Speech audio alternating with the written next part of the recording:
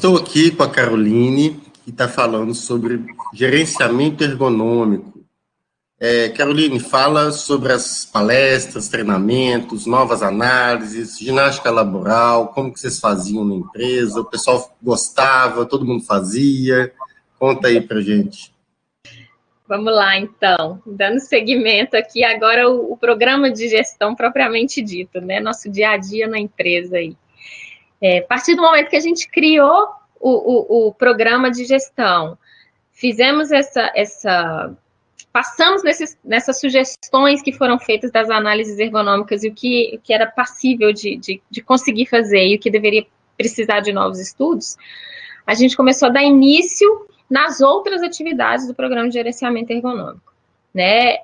O nosso programa, a princípio, ele foi apresentado em forma de treinamento para todos os funcionários da empresa, do diretor até o chão de fábrica. Os terceirizados, a maioria não participou, né? A não ser que fossem terceirizados da forma como a gente era também, né? Fixos da empresa, né? Esses terceirizados que trabalhavam em escritórios, mas que eram fixos da empresa, participaram do programa.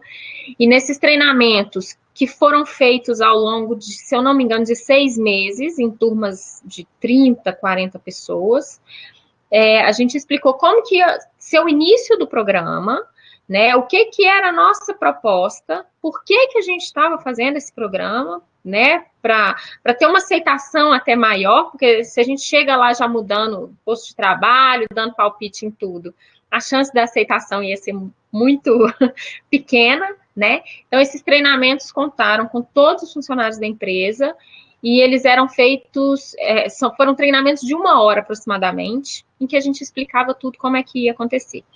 E durante o treinamento, a gente explicitava muito para os colaboradores a importância da colaboração deles com o programa de ergonomia. O programa de ergonomia não pode andar se a gente não estiver caminhando junto com os funcionários, com o operador da máquina, com o manutentor, com os gestores, com os supervisores. Então, isso era o ponto que a gente batia mais firme ali para poder ter essa aprovação deles, né? Essa ajuda deles no nosso dia a dia.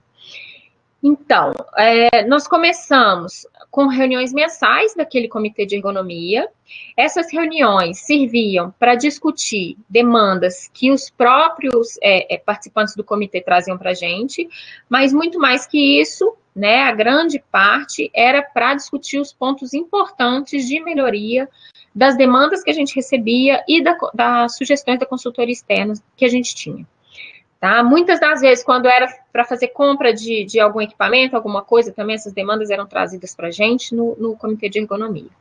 Se acontecia algum caso que precisava de uma atuação rápida, a gente chamava o comitê de ergonomia antes do final, né, de 1 mês, fazia uma reunião de emergência ou pegava as pessoas interessadas ali, né, às vezes o gestor de manutenção, o gestor de segurança do trabalho, e reunia com alguns componentes do comitê de ergonomia para poder analisar aquela situação.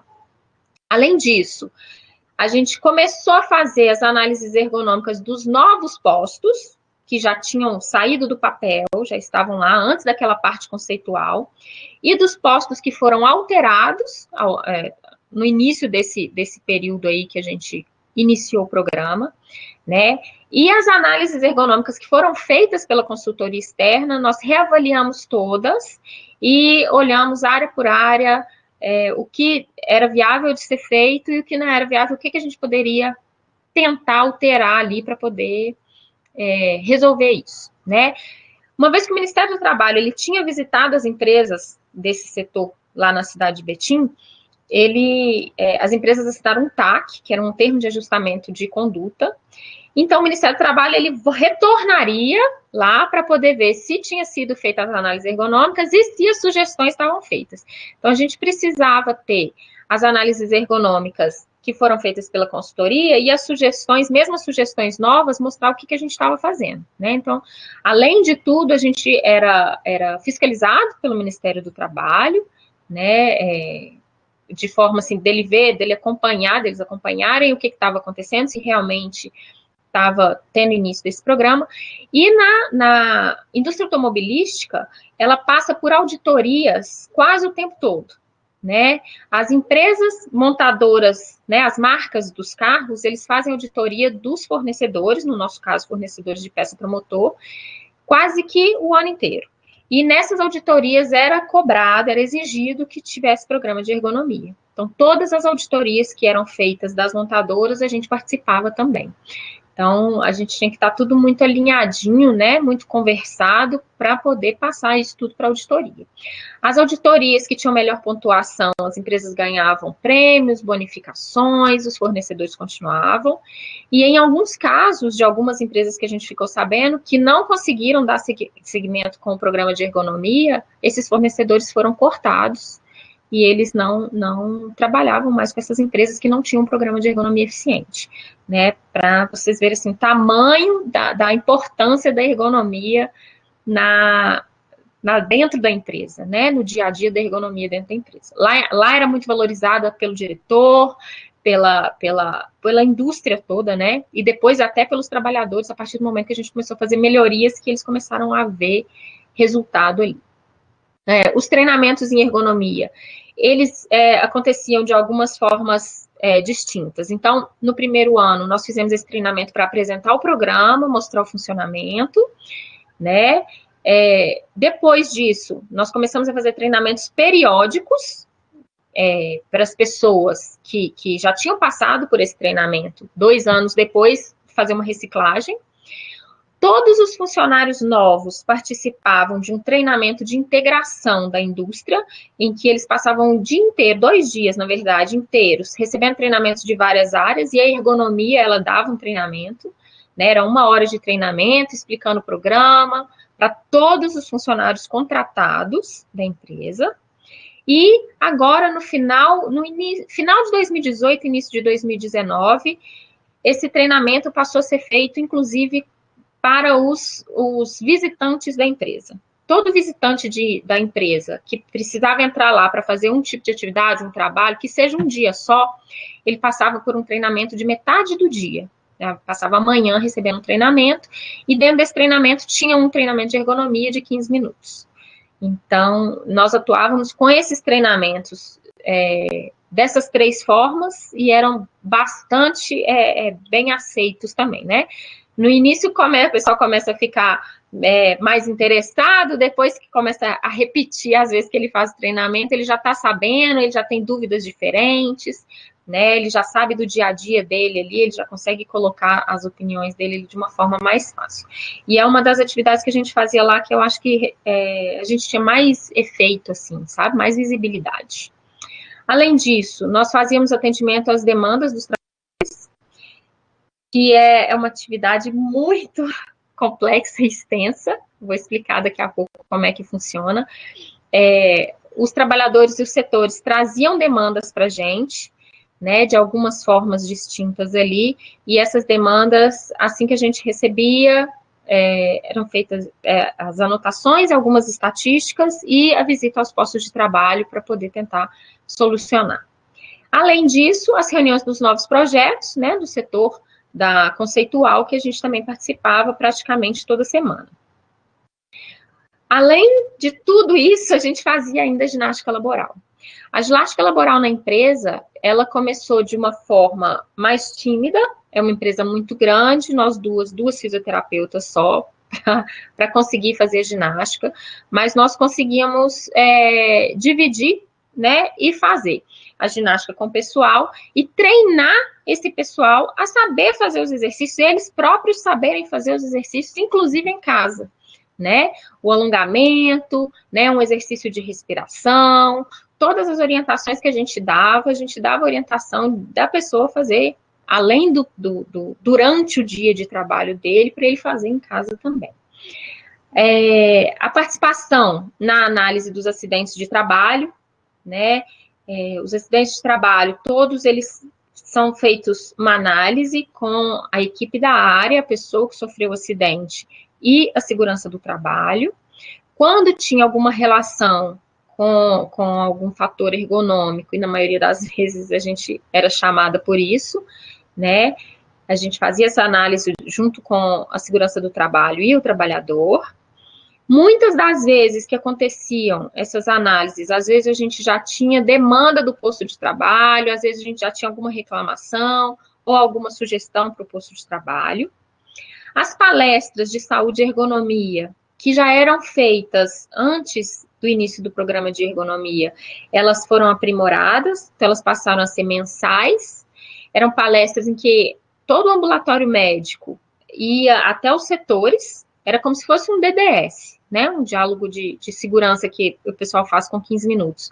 Nós iríamos em todos os setores, e em todos esses setores a gente faz essa palestra de 15 minutos, dá explicação e dá orientação. Cada mês era um assunto diferente, relacionado a alguma doença, relacionado à ergonomia, relacionado à vacinação, temas que eles mesmo davam as sugestões no ambulatório médico.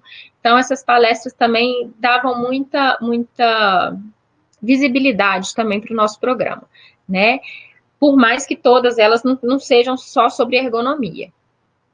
A análise de novas ferramentas, que começou a ser feita no início do ano passado, né? As ferramentas antigas, nós fizemos um levantamento de todas as ferramentas antigas da empresa. A partir daquele momento, todas as ferramentas que fossem entrar, elas deveriam ser testadas pelos colaboradores. Aí nós testávamos em dias diferentes, em postos de trabalho diferentes, em turnos diferentes. Além disso, a ergonomia estava presente nos 3 turnos. Eu e a outra fisioterapeuta, nós trabalhávamos durante o dia, mas recebíamos demanda do primeiro turno, que é o turno de 0 horas às 6 da manhã, e eu estava presente nesse turno uma vez por mês, para fazer atendimento, olhar a demanda, a ginástica laboral, que a gente orientava para o pessoal da noite. Então, uma vez por mês a gente estava presente no primeiro turno de trabalho. E uma das coisas que a gente fez que realmente mostrou resultado, né, dando para ver, né, dando resultados visíveis, porque o pessoal gosta muito de número, né, a gente trabalha muito com números, muito com estatísticas, com comprovação, eram as reuniões de estatísticas mensais, né, a gente tinha os dados de saúde do ambulatório médico, que é a enfermeira do trabalho, analisava os atestados médicos, analisava as buscas por medicação, os atendimentos, e começou a fazer uma estatística sobre isso. E a ergonomia começou juntamente com isso também a fazer. Eu fazia as estatísticas de CIDM e CIDS, né, que CIDM era de patologia musculoesquelética, e CIDS eram traumas, acidente de trabalho entrava, mas muitas vezes assim, entorse ou trauma, queda. Eu fazia só as estatísticas só desses 2 CIDs, que eram os relacionados à ergonomia, que a gente poderia relacionar à ergonomia, e essa estatística ela era feita de acordo com o absenteísmo, né? Os atestados médicos que os colaboradores traziam para a empresa. A partir daí, a gente começou a fazer também estatística das informações que os colaboradores traziam nos questionários. Nós tínhamos 3 questionários no ambulatório médico, que um era quando ele trazia o atestado médico, ele respondia um questionário breve de por que era o atestado, quantos dias ele ficou afastado, qual posto de trabalho que ele trabalhava, se ele tinha alguma sugestão, se ele achava que estava relacionado ao trabalho dele, se ele tinha alguma sugestão. E os outros 2, um era quando ele pegava algum medicamento para dor muscular lá, que a empresa fornecia, e o outro quando ele fazia o exame periódico. O exame periódico era feito no ambulatório médico, todos os anos, então eles respondiam esses 3 questionários. Esses 3 questionários, eles ficavam no ambulatório, ninguém mais tinha acesso, só nós 2 da ergonomia e o médico do trabalho.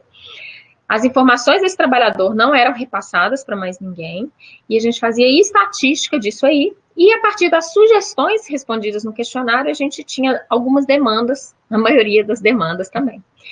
Nos treinamentos, a gente falava muito isso. Os questionários que vão ser respondidos, ninguém vai ter acesso, pode responder tranquilamente, né? Até porque, assim, tinha nome, matrícula, setor do colaborador.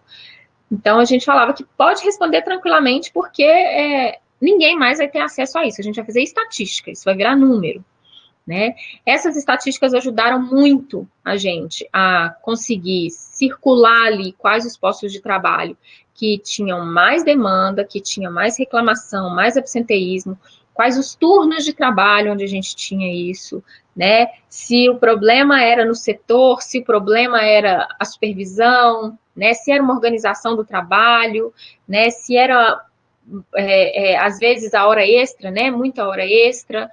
Então, a gente conseguia ter um direcionamento de onde atuar.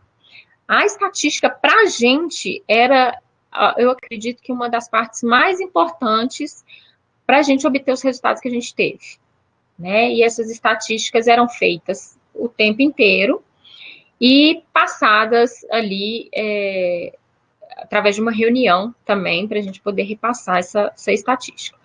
Então, as demandas vinham principalmente desses questionários e da estatística de absenteísmo que eram feitas no ambulatório médico. Além disso, a gente tinha uma solicitação para visita ao posto, fora esses questionários. Às vezes, eu durante as visitas à área, um colaborador falava, vem aqui que eu estou precisando que você dê uma olhada no posto para mim. E a gente ia, né?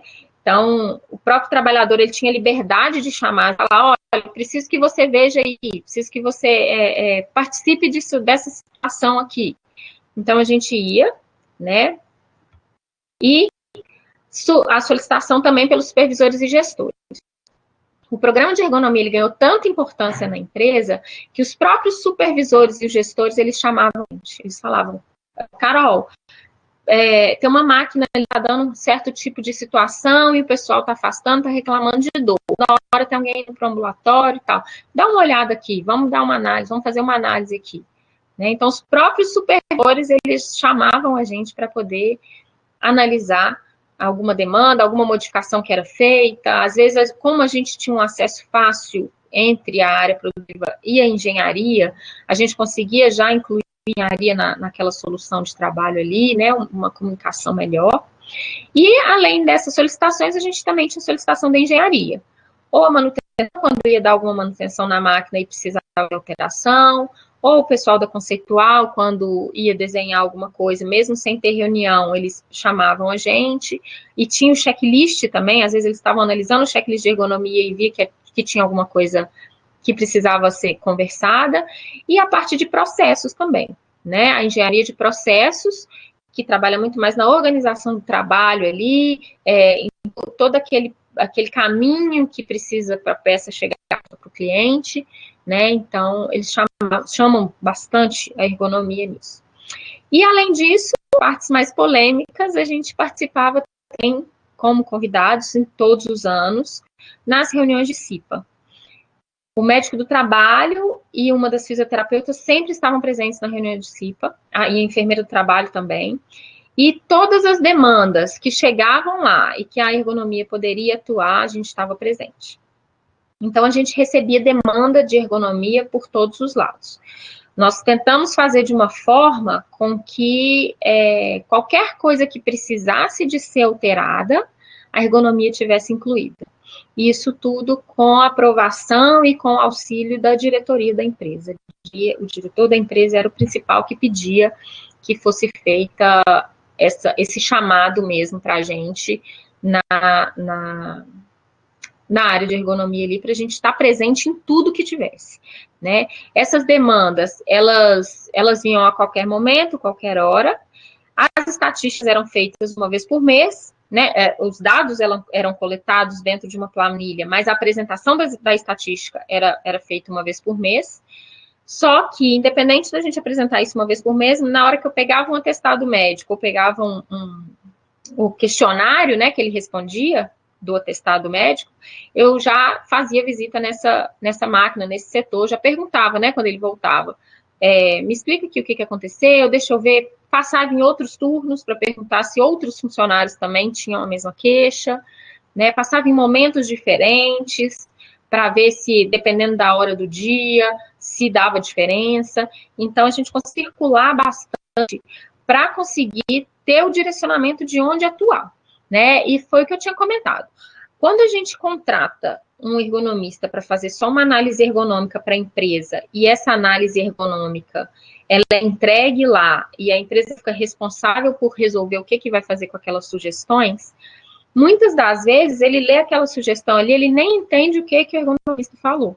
Ou muitas das vezes a realidade do ergonomista, da empresa, é diferente da realidade do ergonomista, né? Às vezes você faz uma sugestão maravilhosa, mas que é impossível de você fazer, né, da empresa. Você tem que readequar muita coisa. E aí acaba não sendo feito, porque eles vão engavetar aquilo ali, né? Então, eu acho de extrema importância a empresa que faz a análise ergonômica de estar junto para acompanhar e explicar o que era aquela sugestão, na reunião que for entregar, fazer a entrega, explicar que sugestão que é aquela, o que é aquilo que ele quis dizer, né? Porque, realmente, senão a proposta vai ficar engavetada mesmo, né? E o dia a dia da empresa é muito mais complexo do que só você deixar uma sugestão lá e pedir a engenharia analisar.